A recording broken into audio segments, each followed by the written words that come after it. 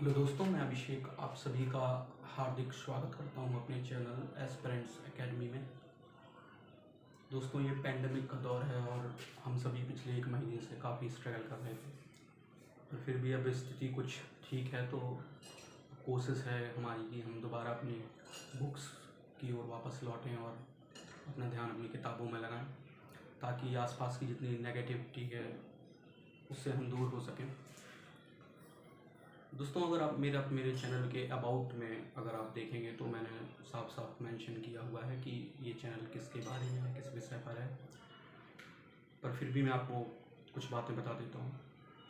दोस्तों, ये जो चैनल है एस्पिरेंट्स एकेडमी, इसको क्रिएट किया गया है सिर्फ इसलिए ताकि टीचिंग रिलेटेड एग्ज़ाम्स जो होते हैं, जो NBS, KVS, DSSB और उससे रिलेटेड जो दूसरे एग्ज़ाम्स होते हैं टीचिंग से रिलेटेड, उन सारे एग्ज़ाम्स के बारे में जो भी मेरे एक्सपीरियंसेस हैं वो मैं आपके साथ शेयर करूँगा और कोशिश करेंगे कि हम लोग कुछ सीखें, मिलकर सीखें। पेंडेमिक के इस दौर में ये ज़रूरी नहीं है कि आप स्टूडेंट हो तभी किताबों की ओर वापस लौटें। आप पढ़ चुके हैं, आप नौकरी में हैं, तो भी आप अपने इंटरेस्ट को बनाए रखते हुए बुक्स को देख सकते हैं, पढ़ सकते हैं। बहुत सारा फिक्शन पढ़ सकते हैं, बहुत सा ऐसा कुछ है जिसे आप पढ़ सकते हैं और इस माहौल में बहुत अच्छा महसूस कर सकते हैं। हमारा ध्यान बढ़ता है, हम दूसरी ओर ध्यान लगा लेते हैं किताबों को जब हम पढ़ रहे होते हैं। तो इसलिए कोशिश होनी चाहिए कि हम दोबारा अपनी तैयारी की ओर लौट आएँ और कोशिश करें कि हम स्वस्थ रहें। तो चलिए अब हम लोग शुरुआत करते हैं आज। दोस्तों, जब भी हम किसी भी टीचिंग रिलेटेड एग्ज़ाम्स की बात करते हैं तो उसमें हम एक जो प्रमुख चीज़ देखते हैं वो हम ये देख रहे हैं कि आज के दौर में बिना टेट और सीटेट जैसी परीक्षाओं को पास किए हुए आप किसी भी अच्छी संस्था में, जो गवर्नमेंट सेक्टर है या जो प्राइवेट सेक्टर है, जो अच्छे इंस्टीट्यूशन हैं, वहाँ पे आप टीचिंग के लिए एलिजिबल तभी होंगे जब आप टेट और सीटेट जैसी परीक्षाओं को पास कर चुके होंगे। तो ये एलिजिबिलिटी क्राइटेरिया है कि आपको सीटेट एंड टेट जो है वो आपका क्वालिफाई होना चाहिए। बिना इसके जो गवर्नमेंट सेक्टर्स हैं वो तो आपके फॉर्म ही एक्सेप्ट नहीं करेंगे, तो सिलेक्शन की तो बात दूसरी है। और आज के दौर में जो प्राइवेट सेक्टर्स हैं, जो अच्छे स्कूल हैं प्राइवेट सेक्टर में, वो भी अब इस तरह के टेस्ट को पास करने की मांग रखते हैं कि आपका ये टेस्ट पास होना चाहिए। हालांकि सभी जगह ऐसा नहीं है, पर ऐसी उम्मीद की जाती है कि आने वाले समय में, कुछ ही समय में ऐसा होगा कि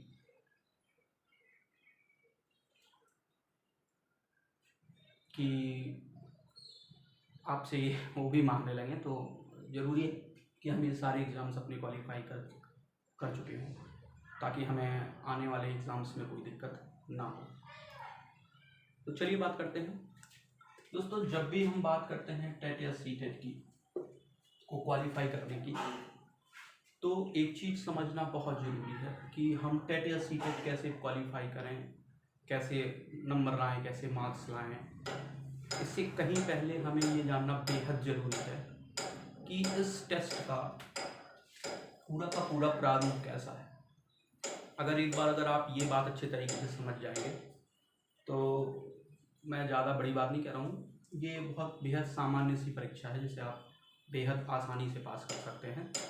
पर चूँकि कई जगह ऐसा होता है कि बच्चों को सही गाइडेंस नहीं मिलता, उन्हें पता नहीं होता क्या पढ़ना है क्या नहीं पढ़ना है, तो उसकी वजह से कई बार बहुत डिले हो जाता है इन एग्ज़ाम्स को पास करने में।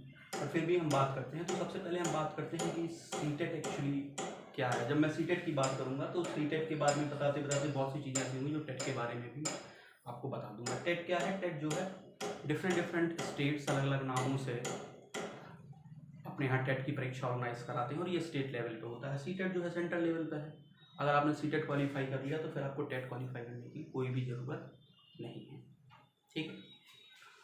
तो सबसे पहले बात करेंगे आज हम सीटेट की।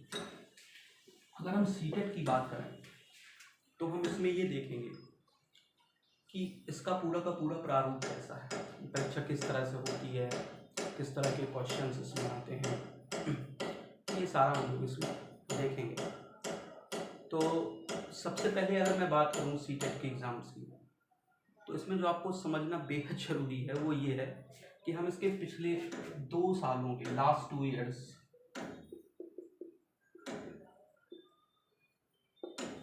में जो परीक्षाएं हुई हैं उसका एक डेटा है मेरे पास, जिससे हम समझेंगे कि पिछले 2 वर्षों में सीटेट एग्ज़ाम में कितने लोग बैठे और उन्होंने कितना क्वालिफाई कर पाया, और ये क्वालिफाइंग रेशियो इतना कम क्यों है, ये जो परसेंटेज है क्वालिफाइंग परसेंटेज इतना कम क्यों है। तो अगर मैं बात करूं तो जो अभी ये जनवरी 2021 में जो एग्ज़ाम हुआ था,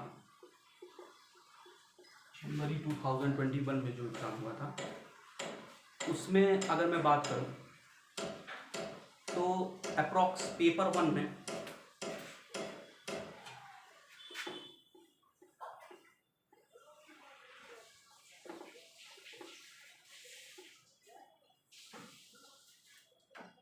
देखिए जो जनवरी 2021 ये जनवरी 2020 की परीक्षा थी जो पोस्टपोन होके काफ़ी लेट 2021 में हुई थी। 2020 में भी हम कोरोना से बहुत ज़्यादा परेशान थे, इस वजह से ऐसा हुआ। तो 2021 में जो जनवरी में जो एग्ज़ाम हुआ था उसमें अगर हम पेपर फर्स्ट की बात करें, पेपर 1 की बात करें जो प्राइमरी लेवल पर होता है, तो उसमें तकरीबन 12 लाख लोग अपीयर हुए थे, 12 लाख।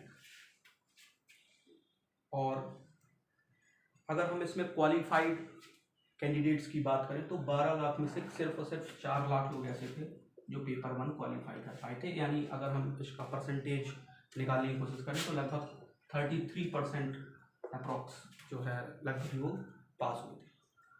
और अगर हम पेपर 2 की बात करें, अगर हम पेपर 2 की बात करें तो पेपर 2 में तकरीबन 11 लाख लोग अपीयर हुए, 11 लाख लोग अपीयर हुए, जिनमें से तकरीबन आई थिंक 2 लाख, और जब मैं 12 लाख कह रहा हूँ अभ्यर्थियों की बात तो ये 12 लाख से कहीं कुछ ज़्यादा ही है, कम नहीं है, यहाँ भी 11 लाख से कुछ ज़्यादा ही है, ठीक है। तो इसमें तकरीबन 20% लोग ही पास हो पाए पेपर 1 और पेपर 2। और जिन लोगों ने भी ये जनवरी का पेपर दिया होगा, पेपर 1 या पेपर 2, या जिन्होंने ये क्वेश्चन पेपर देखा होगा उन्हें पता होगा कि जनवरी 2021 का पेपर बहुत ईजी था, कुछ भी ऐसी डिफ़िकल्टी लेवल नहीं थी जो आपको दिक्कत हो। तो आप देख रहे हैं कि पेपर 1 में 33% लोग पास हो रहे हैं, ठीक है, ये रेशियो बहुत बुरा नहीं है, ठीक ठाक है। पेपर 2 में देखिए सिर्फ 20% लोग पास हैं। फिर भी अगर आप इन आंकड़ों पे जाएं कि 12 लाख में से सिर्फ 4 लाख पास हो रहे हैं और 11 लाख में से 2 लाख, तो आपको पता चलेगा कि स्थिति बहुत अच्छी नहीं है। इसी तरह से अगर हम बात करें 2019 की, क्योंकि 2020 में तो हो नहीं पाया था, 2019 की अगर हम बात करें तो अप्रॉक्स हर साल ऐसा होता है कि दोनों पेपर को अगर मिला दिया जाए तो 23-24 लाख लोग अपीयर होते हैं। इन द सेम वे 2019 में भी अप्रॉक्स 24 लाख जो कैंडिडेट थे, जो एस्पेरेंट्स थे, वो अपीयर हुए थे इस एग्ज़ाम में। और टोटल अगर क्वालिफाइड स्टूडेंट्स की बात करें, कितने स्टूडेंट इस एग्ज़ाम को क्वालिफाई कर पाए, तो उनकी संख्या थी 5 लाख, जिसमें कि पेपर 1 में 2.4 लाख, पेपर 1 में 2.4 लाख एंड पेपर 2 में 2.9 लाख।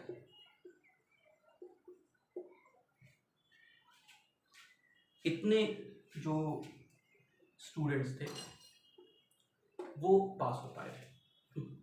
तो आप ये देख के समझ सकते हैं कि यहाँ भी बहुत अच्छा रिजल्ट नहीं था। तो अब आप सोच रहे होंगे कि ऐसा बताने के पीछे रीज़न क्या है कि मैं ये क्यों उतना डेटा आपको बता रहा हूँ। इसमें बताने की मैं ये कोशिश कर रहा हूँ कि आपको समझ में आ जाए कि ये जो परीक्षा है इसे कितने कम लोग पास कर पाते हैं। रादर उनके पास डिग्रीज़ हैं, डिप्लोमाज हैं, उन्होंने वही पढ़ रखा है जो बीएड या बीटीसी में पढ़ाया जाता है। और जो अगर आप पेपर का पैटर्न भी देखेंगे तो सारे टॉपिक्स वही हैं जो आप वहाँ पढ़ते हैं, और जो आपकी बेसिक जो क्लास 1 to 5 प्राइमरी लेवल पे और 6 to 8 के जो क्वेश्चन होने चाहिए वैसे क्वेश्चन आते हैं। तो निश्चित रूप से पहले हमें तो समझना होगा कि क्या रीज़न्स है, क्या कारण है कि हम इसको क्वालिफाई नहीं कर पा रहे हैं। अगर हम इसको समझ जाएंगे तो निश्चित तौर पर हम ये भी समझ पाएंगे कि हम इसको कैसे क्वालिफाई कर सकते हैं आसानी से। तो आइए इस पर भी बात कर लेते हैं कि क्या रीज़न हो सकते हैं इसके पीछे।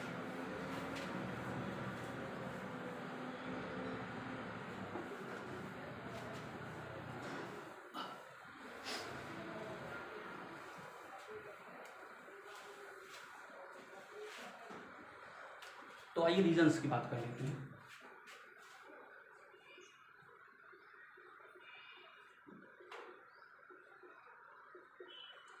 सीटेट का जो रिजल्ट आता है वो इतना कम आता है, या टेट के साथ भी ऐसा ही है। बहुत से स्टेट एग्ज़ाम्स हैं, आप उनको देख सकते हैं अपने गूगल पे जाके, उसको असेस कर सकते हैं कि क्या क्या रेशियो रहा हर साल पास होने का, कितने कैंडिडेट्स पास हो पाए, कितने एस्पिरेंट्स पास हो पाए और कितने हो पाए। तो अगर आप इसके रीज़न को देखेंगे तो जो 2 रीज़न जो मैंने ऑब्जर्व की हैं, मैं उसकी बात कर रहा हूँ। ये रीज़न्स कहीं मुझे मिले नहीं, जो मेरा ऑब्जर्वेशन रहा है परीक्षाओं को देते समय, या जो मेरी जानकारी में है, वो मैं बस उस पर बात कर रहा हूँ। सो जो पहला रीज़न जो मुझे समझ में आया, वो पहला रीज़न था कि तैयारी की शुरुआत में ही, कि जैसे आपने फॉर्म भरा और जैसे ही आपने डिसाइड किया कि हाँ मुझे इस बार अपीयर करना है, पहला जो कारण मुझे समझ में आया उसमें ये रहा कि आप शुरुआत में ही इतना ज़्यादा एक्सपेक्टेशन के साथ शुरुआत करते हैं कि अंत में जाकर चीज़ें बिल्कुल बिगड़ जाती हैं। अब आप कहेंगे ये कैसे? तो अगर मैं ये देखूं तो कोई भी स्टूडेंट है वो स्टार्टिंग में ही ये सोच के तैयारी करना शुरू कर देता है कि मुझे 135 प्लस ही मार्क्स लाने हैं आउट ऑफ 150। मैं आपको बताऊंगा कितनी परीक्षाएं कितने कितने मार्क्स की होती हैं, पर मैं यहाँ पे आपको बता देना चाहता हूँ सीटेट का जो एग्ज़ाम है वो 150 मार्क्स का होता है। ठीक है, 150 क्वेश्चन होते हैं, 150 मार्क्स का। तो स्टूडेंट जो है वो अपने सीनियर या किसी वजह से, किन्हीं लोगों की वजह से वो सोचता है कि मैं अपना 135, बहुत अच्छी चीज़ है कि अगर हम पहले से डिसाइड कर लें, बट ऐसा डिसाइड कर लेने से हम अपने ऊपर एक मेंटल प्रेशर क्रिएट कर लेते हैं। और हम करते क्या है कि हम मार्केट से जाके बहुत सारा नोट्स कलेक्ट कर लेते हैं, बहुत सारी ऐसी ऐसी किताबें खरीद लेते हैं महंगी महंगी, या बहुत सी ऐसी बुक्स खरीद लेते हैं जिनको हम ला तो लेते हैं पर हम उसको पढ़ते नहीं हैं और उसका कोई यूज़ नहीं कर पाते हम। और बहुत ढेर सारा मटेरियल एक बार इकट्ठा करने के बाद हमें समझ में नहीं आता कि हमें क्या पढ़ना चाहिए, क्या नहीं पढ़ना चाहिए, क्या इस एग्ज़ाम के लिए ज़रूरी है। तो इस वजह से जब आप पेपर में अपीयर होते हैं, पेपर देने जाते हैं, तो आप उतना अच्छा परफॉर्मेंस नहीं कर पाते हो। कई बार तो मैंने ये भी देखा है कि बहुत किताबें पढ़ के जाने वाले बहुत किनारे से पास होते हैं या फिर पास ही नहीं हो पाते। ये बहुत बड़ा कारण है, क्योंकि उन्होंने क्या किया, बहुत पहले से ही बहुत सारा डेटा अपने पास कलेक्ट कर लिया। बहुत सी किताबें जो जिसने भी एडवाइस की, आप ये बुक परचेज़ कर लीजिए, आप ये बुक ले लीजिए, आप ये नोट्स ले लीजिए। और उसके बाद व्हाट्सएप यूनिवर्सिटी पे बहुत सारा PDF आने लगता है, लोग उसको प्रिंट कराकर उसको पढ़ना शुरू कर देते हैं। तो इस तरह से करने से वो शुरुआत में ही, प्रिपरेशन की शुरुआत में ही एक मेंटल प्रेशर क्रिएट कर लेते हैं अपने ऊपर। और दूसरा कि उन्हें पता ही नहीं रहता कि हमें कहाँ से क्या पढ़ना है, कितना ज़रूरी है, क्या नहीं पढ़ना है, ऐसा वो नहीं करते। इसकी वजह से भी वो क्वालिफाई नहीं हो पाती। और इसमें कारण है लैक ऑफ गाइडेंस, कि उन्हें गाइडेंस शायद नहीं मिलता उतना अच्छा इस वजह से। अच्छा, जो दूसरी बात है कि बच्चा क्यों नहीं पास हो पाता, उसका सीधा सा रीज़न जो मुझे समझ में आता है वो होता है कैजुअल एटीट्यूड। बहुत से एस्पिरेंट्स ऐसे होते हैं जिनका ये एटीट्यूड होता है कि हम तो अपीयरिंग में ही इसको क्वालिफाई कर लेंगे, और बहुत से लोग अपीयरिंग में ही इसको क्वालिफाई कर लेते हैं, ऐसी बात नहीं है। पर वो जब एग्ज़ाम देने जाते हैं तो वो एग्ज़ाम देते समय वो बिना प्रिपरेशन के एग्ज़ाम देने जाते हैं। सो जो दूसरा रीज़न है कि आप एग्ज़ाम देने जा रहे हैं पर आपके कुछ भी प्रिपरेशन नहीं किए, वही जो आपने अपने जो आपने BTC कर रखा है या DLED कर रखा है या आपने B.Ed कर रखा है, उस दौरान जो भी आपने थोड़ा बहुत पढ़ रखा है उसी के बेस पे आप जाते हैं और आप सीधे सीधे एग्जामिनेशन सेंटर पहुंचते हैं, आप पेपर सॉल्व करते हैं और बाहर आ जाते हैं। बाहर आने पर आप ऑब्ज़र्व करेंगे लोगों की बातचीत, अगर आप सुने, अगर आप ऑब्ज़र्व करें तो उसमें आप देखेंगे कि कई लोग ऐसा कहते हैं कि यार अगर मैंने थोड़ा सा भी पढ़ लिया होता अलग से तो मैं पक्का क्वालिफाई कर लेता। ऐसे बच्चे ज़्यादातर, अगर वो जनरल कैंडिडेट हैं, मैं मान के चल रहा हूँ, तो पासिंग मार्क्स हैं 90, 150 में से आपको 60% स्कोर करना होता है। दैट मीन्स 90 मार्क्स आपको स्कोर करने होते हैं। सो ये जो 90 मार्क्स आपको स्कोर करने हैं, तो ये जो स्टूडेंट है जो एग्ज़ाम में अपीयर हो गया बिना तैयारी के ही, वो जनरली अगर उसका IQ लेवल ठीक है तो वो जनरली 80 से 89 के बीच स्कोर कर लेता है। मैं ये सिर्फ जनरल कैंडिडेट की बात कर रहा हूँ, उस बेस पे ST SC और OBC को 82 मार्क्स की ज़रूरत होती है पास करने के, अगर मैं एक जनरल बात कर रहा हूँ तो उसमें ज़्यादातर स्टूडेंट्स ऐसे होते हैं जो 80 से 89 के बीच स्कोर कर पाते हैं, जिनका IQ लेवल ठीक ठाक है और IQ लेवल के अलावा भी उन्होंने BTC और B.Ed में कुछ पढ़ रखा है, कुछ सेमेस्टर पढ़ाई कर रखी है, वही इतना स्कोर कर पाते हैं। तो ये 2 रीजंस हैं, इनसे हमें बचना है। तो जब भी अगर आप CTET की तैयारी के लिए नए हैं, आप पहली बार इस बार परीक्षा देने जा रहे हैं, जो कि बहुत जल्द अनाउंस हो जाएगी परीक्षा कब हो रही है, तो आपको इन 2 चीज़ों से बचना है। पहला चीज़ जो मैंने आपको बताया कि ये जो एक्सपेक्टेशन है इतनी सारी, वो आपको इस एक्सपेक्टेशन से अपने आप को बचाना है, ठीक है। आपको काम करना है, अपना पढ़ना है और निश्चित रूप से आप इससे ही अच्छे मार्क्स लाएंगे, लेकिन आपको शुरुआत में ही इतनी एक्सपेक्टेशन नहीं बनानी है। और एक्सपेक्टेशन के साथ जो सबसे गलत काम, एक्सपेक्टेशन बनाना बुरी बात नहीं है कि आपने एक्सपेक्टेशन कर ली कि हमारे इतने मार्क्स, वो बुरा नहीं है। उसके साथ जो आप मटीरियल्स ला रहे हैं बहुत ढेर सारे, उसकी वजह से जो कन्फ्यूज़न क्रिएट होता है, उससे बचना है आपको, पहली चीज़। दूसरी चीज़ जो सबसे इम्पॉर्टेंट है, वो इम्पॉर्टेंट ये है कि आपको प्रिपरेशन करके एग्ज़ाम देना है। विदाउट प्रिपरेशन अगर आप एग्जामिनेशन में हॉल में जाएंगे तो ये गारंटी ही है कि आपको जो रिजल्ट होंगे वो आपको आपके मन के मुताबिक नहीं मिलेंगे, निश्चित रूप से आपको परेशान होना पड़ेगा। अब इसमें एक बात ये समझिएगा कि इसमें आप मेरी बात को बहुत नेगेटिव वे में मत ले जाइएगा। अगर मैं आपसे ये बात कह रहा हूँ तो बहुत से ऐसे स्टूडेंट्स हैं जो बहुत अच्छा स्कोर करते हैं CTET में 140, ऑल दो स्टेट में भी 140, 143, 145, तो वो निश्चित रूप से पूरा सिलेबस बहुत अच्छे से पढ़ते हैं और निश्चित रूप से बहुत मेहनत करते हैं। तो मैं किसी को डीमोरलाइज करने के लिए बात नहीं कह रहा हूँ कि आप ये सोचिए कि मैं किसी को डीमोरलाइज कर रहा हूँ कि आप इतने मार्क्स मत लाइए, निश्चित रूप से आएंगे। अगर आपने प्रिपरेशन कर रखी है तो बिना किसी कैलकुलेशन के आपके इतने मार्क्स आ जाएंगे अगर आपने ठीक ठाक प्रिपरेशन कर रखी है। But you have to remember कि आपको अपने ऊपर बेवजह का प्रेशर नहीं क्रिएट करना। आपको बहुत ढेर सारा बाजार में मटेरियल नहीं खरीदना है, कुछ लिमिटेड चीज़ें हैं, लिमिटेड रिसोर्सेज हैं जिनको आपको पढ़ना, जो ऑथेंटिक हैं। तैयारी के दौरान ये बात बहुत ज़रूरी है जो आपको याद रखनी चाहिए कि हमारे पास ऑथेंटिक मटेरियल होना चाहिए कि जिसे हम पढ़ें और वो जो डेटा हो हमारे काम का हो, जो बात हो हमारे काम का हो। बाकी बहुत सारा मटेरियल बाजार में आता है, उसका हमें यूज़ करने से बचना। मैं ये भी बताऊंगा कि आपको किस तरह से कौन सा मटेरियल आपको यूज़ करना है जिसके थ्रू आप इस एग्ज़ाम को पास कर सकते हैं। तो ये 2 बातें मैंने आपको बता दी। ये और एक चीज़ जो इम्पोर्टेंट है जो मैं आपको बताना चाहता हूँ, मैंने कई इंटरव्यूज़ दे रखे हैं, दिए हैं, मैं काम भी किया है मैंने, सो कर रहा हूँ तो उसमें मैंने ये पाया है कि जो आपके CTET या TET के जो आपके मार्क्स हैं, जो एलिजिबिलिटी क्राइटेरिया है, अगर आप उसे फुलफिल कर देते हैं, ये मैटर कभी नहीं करता इंटरव्यू में कि आपने CTET या TET में कितना स्कोर किया। वो आपसे बिल्कुल कभी नहीं पूछने वाले कि आपने, ज़्यादातर चांसेस में है कि वो कभी नहीं आपसे इंटरव्यू में पूछने वाले कि आपका TET में क्या स्कोर था। हाँ, आप क्वालिफाइड हैं, वो पहले ही चेक हो जाता है। सपोज़ आप KVS का इंटरव्यू देने जा रहे हैं या NVS का इंटरव्यू देने जा रहे हैं, तो इंटरव्यू से पहले ही आपके ये सारे डॉक्यूमेंट्स वेरीफाई हो जाते हैं। उसमें देख लिया जाता है कि आपने CTET क्वालिफाई किया है कि नहीं किया है, बस। वहाँ उसके बाद कोई नहीं पूछने वाला कि आपके 140 थे कि 160 थे कि कितने मार्क्स थे, ये कोई नहीं आपसे पूछने वाला।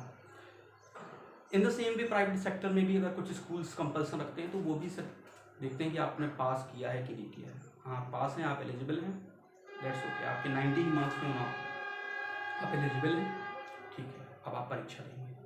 तो हमारा जो मेरा ये इस बात को बार बार मैं इस पर फोकस कर रहा हूँ, उसके पीछे रीज़न क्या है कि जितनी एनर्जी हम इस पर फोकस करें कि कितने नंबर लाएँ, क्यों ना हम कोशिश करें कि हमारा जो ज़रूरी है एलिजिबिलिटी जो क्राइटेरिया उसको फुलफिल करने के बाद जो हमारा मेन एग्ज़ाम है हम उस पर फोकस करें।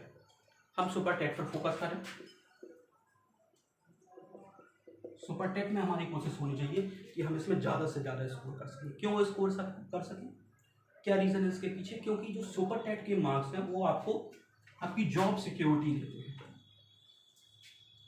टेट और CTET जो है सिर्फ एक पहली बाधा है जिसे आपको पार करनी, पहली बाधा है, पहला हर्डल है जिसे आपको पास करके आगे निकलना है और उसके बाद उसका कोई नहीं होता।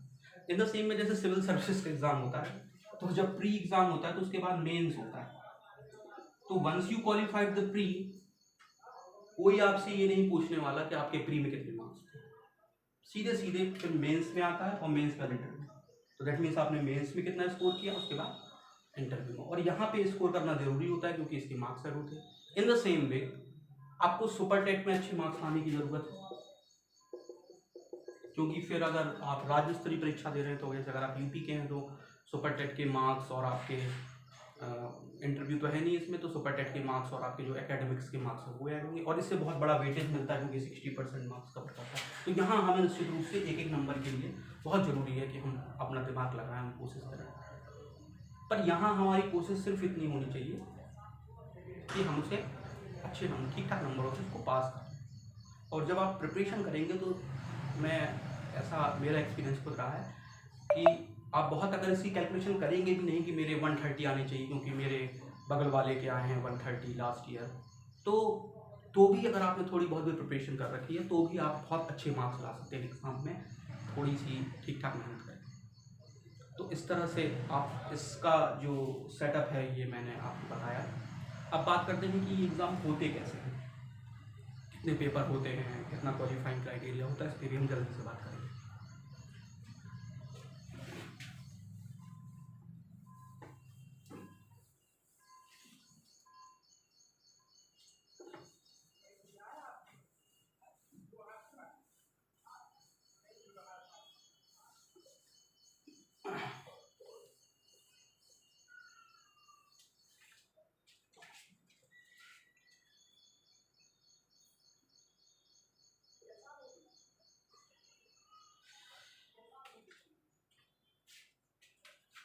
सीटेट का जो एग्ज़ाम है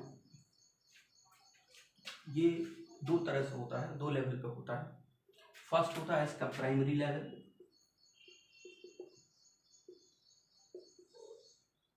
एंड सेकंड वन इसका होता है जूनियर लेवल।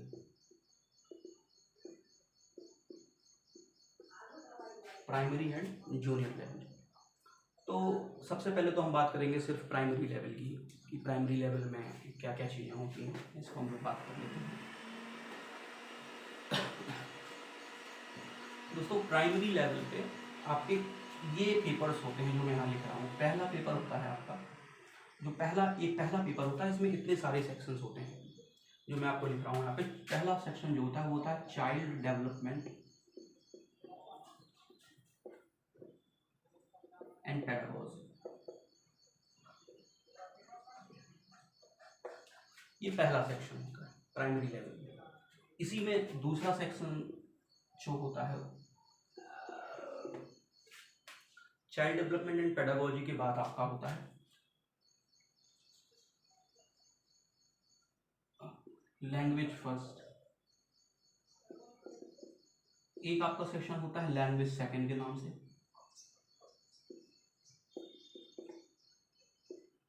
मैथमेटिक्स के क्वेश्चंस होते हैं।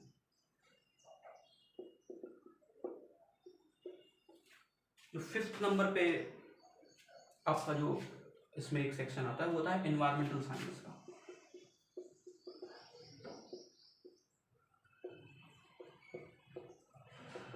ये सेक्शंस होते हैं एनवायरमेंटल साइंस या एनवायरमेंटल स्टडीज कहते हैं इसको ज़्यादा अच्छा है, एनवायरमेंटल स्टडीज। ये सेक्शंस होते हैं। प्राइमरी लेवल का एग्ज़ाम अगर आपको सीटेट में क्वालिफाई करना है तो then you have to prepare these 5 topics. ये सारे टॉपिक्स आपको, ये जो चाइल्ड डेवलपमेंट पेडागोजी का जो सेक्शन है, ये सारे सेक्शंस आपको क्वालिफाई करना। Language first, language second, mathematics and environmental studies. So child development pedagogy आप अपने कोर्स के दौरान पढ़ते आ रहे होते हैं। जो BTC या BEd कर रहे हैं उसमें एक पेपर आपका हमेशा चाइल्ड डेवलपमेंट पेडागोजी का होता है। लैंग्वेज फर्स्ट या लैंग्वेज सेकंड की बात करें तो इसमें आपको मैं बता दूं कि language first and language second में आपको आपको अपनी मदर टंग कोई भी लैंग्वेज जो है वो आपको चूज़ कर लेनी है। एग्जामिनेशन का फॉर्म फिलअप करते समय ही आपसे ये पूछ लिया जाता है कि आप लैंग्वेज फर्स्ट कौन सी लेना चाहेंगे, लैंग्वेज सेकंड। तो सपोज़ करिए कि मेरी मदर टंग मान लीजिए हिंदी है और मैं हिंदी वाले स्टेट से आता हूँ मान लीजिए। So it is quite obvious कि मैं लैंग्वेज फर्स्ट या लैंग्वेज सेकंड में कहीं ना कहीं अपने लिए हिंदी का ऑप्शन चूज़ कर लूँगा। सेकंड लैंग्वेज चूज़ करने के लिए भी आपके पास बहुत सारे ऑप्शन है। देयर आर 20 लैंग्वेजेस, 20 लैंग्वेजेस हैं आपको चुनने के लिए। आपको उसमें से सिलेक्ट कर सकते हैं तेलुगु, और आपका मिज़ोरम की लैंग्वेज है, पंजाबी है, बहुत सारी लैंग्वेजेस हैं। आप उसको देख लीजिएगा नोटिफिकेशन में, तो उसे आप अपने हिसाब से आप उसको चूज़ कर सकते हैं। बट आपको बस इतना ध्यान रखना है कि लैंग्वेज फर्स्ट जो आप चूज़ कर रहे हैं वो आप फिर लैंग्वेज सेकंड नहीं यूज़ कर सकते, ठीक है? ये आपको याद रखना है। इसके बारे में भी हम बाद में बात कर लेंगे, वो बहुत बड़ा इशू नहीं है, और आप लोग जो परीक्षाएँ दे रहे हैं वो बहुत अच्छे से ये सब चीज़ें समझते हैं, ऐसा नहीं। मैथमेटिक्स का जो लेवल है वो लेवल है प्राइमरी लेवल, क्योंकि प्राइमरी लेवल में परीक्षा हो रही है तो प्राइमरी लेवल पर की बात हो। इन्वायरमेंटल स्टडीज़ जो है, यानी जो पर्यावरण से संबंधित जो चीज़ें हैं वो भी प्राइमरी लेवल पे ही आपकी पूछी जाएगी। इस तरह से ये पेपर में इतने सेक्शंस आपको मिलेंगे, 1, 2, 3, 4 एंड 5। हर जितने भी सेक्शंस हैं उनमें 30 क्वेश्चंस आपको मिलेंगे ईच।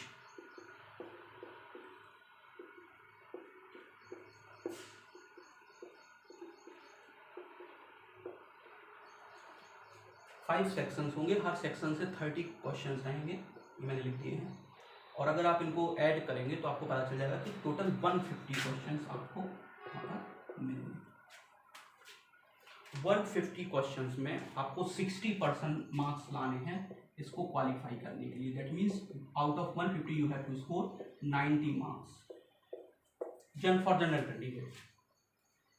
और जब अगर आप उसका नोटिफिकेशन पढ़ेंगे तो वहाँ पर कहीं ये नहीं लिखा रहता है कि उन्होंने लिख दिया है साफ साफ कि जो जनरल कैंडिडेट हैं उनको 60% मार्क्स लाना है, और अदर स्टेट में जिस तरह से जितना परसेंटेज पासिंग के लिए माना गया है उतना स्टेट वो कंसिडर करते हैं। So generally SC ST and OBC के लिए उन्होंने 55% मार्क्स यानी 82 मार्क्स लाने कंपलसरी कर रखे हैं। यानी अगर आप SC ST OBC कैटेगरी में हैं तो आपके 82 मार्क्स होने चाहिए, तब आप इस एग्ज़ाम को क्वालिफाई कर पाएंगे। ये हो गया ओवरव्यू प्राइमरी लेवल का। अभी मैं सिर्फ और सिर्फ आपसे पेपर के बारे में डिस्कस कर रहा हूँ, मैं अंदर अब उसका कुछ भी नहीं बताने वाला। जब हम 1 बाय 1 डिस्कस करेंगे तो हम प्राइमरी लेवल के ये सारे जितने सेक्शंस हैं उनको मैं बताऊंगा आपको कि चाइल्ड डेवलपमेंट पेडागोजी आपको कैसी पढ़नी है आने वाले वीडियो में, लैंग्वेज किस तरह से आपको कवर करना है, मैथमेटिक्स में आपको क्या पढ़ना है, और इन्वायरमेंटल स्टडीज़ में आपको क्या करना है, ठीक है? ये जो सेक्शंस है इस तरह से आप इतना सेक्शन पढ़ के आप अपना प्राइमरी लेवल क्वालिफाई कर सकते हैं, ओके? अब बात करते हैं जूनियर की।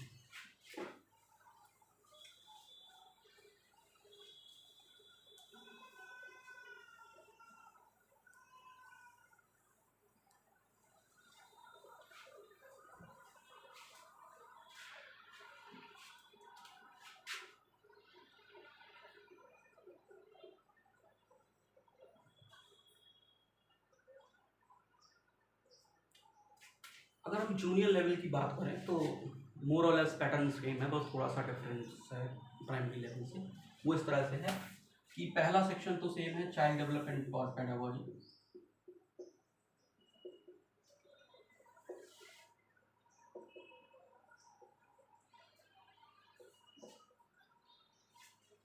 जो दूसरा सेक्शन है उसमें अगर आप देखेंगे तो इन्होंने जो कर रखा है उसमें अगर आप बात करें तो सोशल स्टडीज और सोशल साइंसेस।